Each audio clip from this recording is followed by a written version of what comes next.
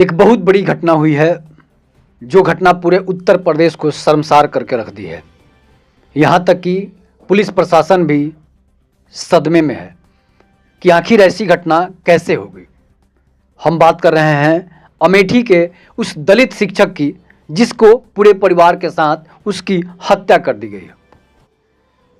ये कहानी जो है उत्तर प्रदेश में बड़ी ही हृदय विदारक घटना हुई है, जिसमें एक दलित शिक्षक की इसलिए हत्या कर दी जाती है कि उसकी पत्नी जो है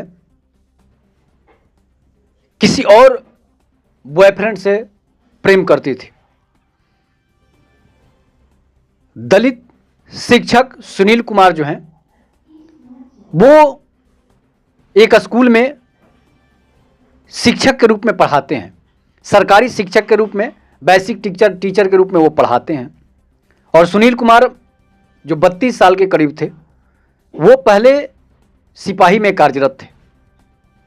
सिपाही में जब कार्यरत थे तो 1 साल के बाद उन्होंने शिक्षक का फॉर्म अप्लाई किया और उनकी नौकरी सरकारी शिक्षक में लग गई।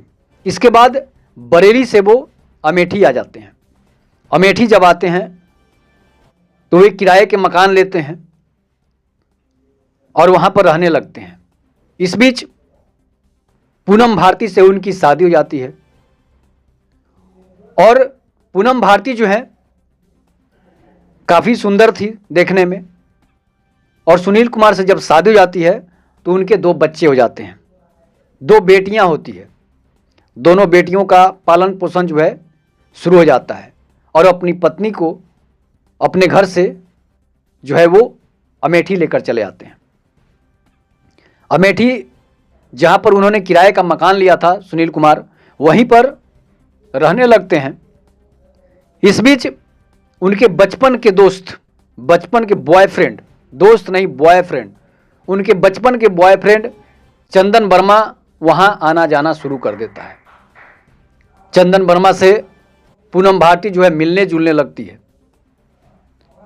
वो उसे घुमाने की बात करता है, इधर उधर जाने की बात करता है, लेकिन पूनम भारती जो है मना कर देती है। मना करने के बाद अब चंदन वर्मा मानता कहाँ है और वो उसके साथ चले बीच रास्ते पर ही कुछ ना कुछ कमेंट करने लगता है, खींचातानी करने लगता है।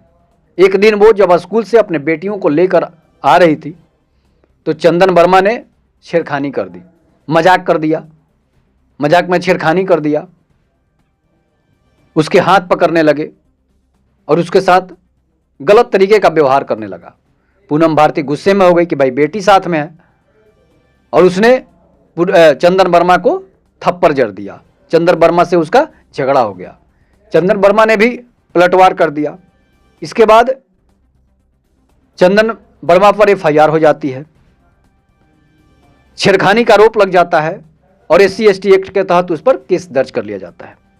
केस दर्ज करने के बाद चंदन वर्मा जो है जेल चला जाता है। जेल जाने के बाद 3 दिन के बाद ही वो जेल से बाहर आ जाता है।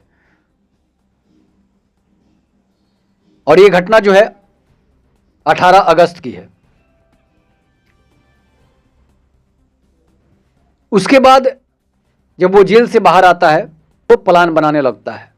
उसके दिमाग में सातिराना विचार चलने लगता है और सातिर माइंड का जो चंदन वर्मा था, चंदन वर्मा टाइटल चंदन वर्मा लगाता है, हालांकि वो सोनी जाति से है, मतलब कि सोनार जाति से है, और टाइटल वर्मा लगाता है। उसके बाद चंदन वर्मा के रिश्तेदार और दोस्त दीपक सोनी को पुलिस उठाती है। इसके बाद उससे पूछताछ किया जाता है और चंदन वर्मा जो है वो जेल से जब छूटता है तो वो पैदल ही पिस्टल लेकर शिक्षक सुनील कुमार के घर पहुंच जाता है और 3 गोलियां जो है वो शिक्षक सुनील कुमार को मारता है। इसके बाद 2 गोलियां उसकी पत्नी को मारता है और एक गोली जो है वो उनकी दोनों बेटियों को मार देता है। इसके बाद जब लोग वहाँ जुटते हैं तो कुछ लोगों को लगा कि यहाँ पर जो है पटाखे फूट रहे हैं। तो जब लोग उसके घर पहुँचते हैं, उसको देखते हैं, तो देखते हैं कि गोलियों से पूरा परिवार जो है छलनी हो चुका होता है। जिसमें शिक्षक सुनील कुमार, उनकी पत्नी पूनम भारती, 2 बेटियां, दृष्टि एक का नाम था जो 7-8 साल की थी और एक 3 साल की बच्ची थी। उसके बाद आनन फानन में लोग उसे हॉस्पिटल पहुंचाते हैं, अमेठी के हॉस्पिटल ले जाते हैं। वहां पर जब पहुंचते हैं तो डॉक्टर बताता है कि चारों की मृत्यु हो चुकी होती है। इसके बाद अब सोशल मीडिया में एक खबर फैलने लगती है। ये घटना 3 अक्टूबर की है। 3 अक्टूबर को शाम को ये घटना होती है। इसके बाद चंदन वर्मा अपने व्हाट्सएप स्टेटस में लगाया था कि आज 5 लोगों की हत्याएं होंगी।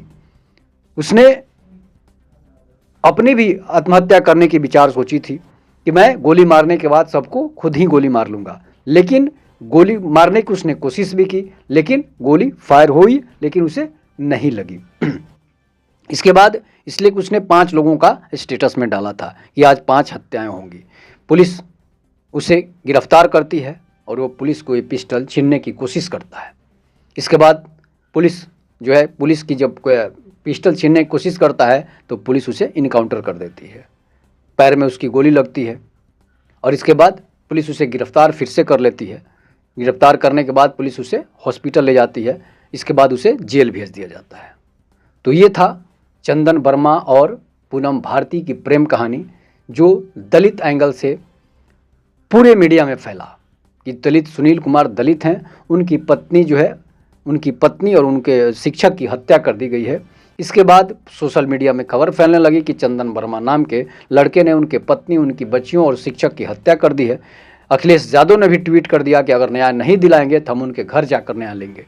इसके बाद भीम आर्मी के नेता चंद्रशेखर रावण ने भी इस पर ट्वीट कर दी और न्याय करने की बात कही।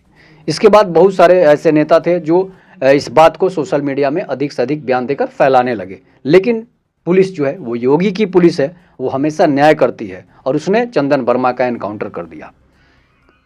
लोगों को तत्काल न्याय मिलता है उत्तर प्रदेश में, और उत्तर प्रदेश की पुलिस ने तत्काल न्याय कर दिया चंदन वर्मा का एनकाउंटर करके।